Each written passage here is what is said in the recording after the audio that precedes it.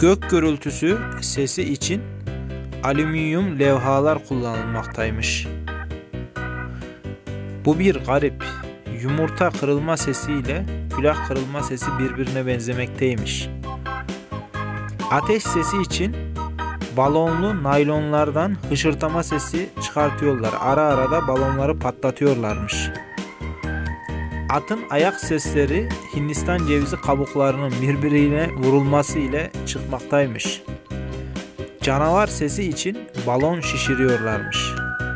Ne kadar garip ya.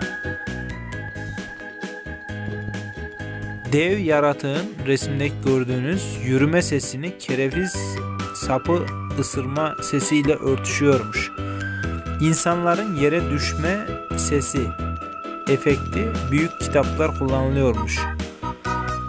Birbirine çarparak muhtemelen. Kalbin çarpma sesinde plastik kovayla vuraraktan yapıyorlarmış.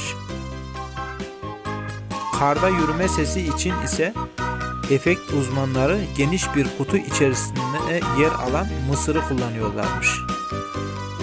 Ok atma sesi için ise bambudan çıkartıyorlarmış. Bambudan ok atma sesi çıkartıyorlarmış.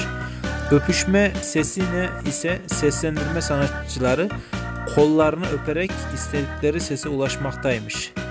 Salıncak sesi için ise paslı menteşeler kullanılıyormuş.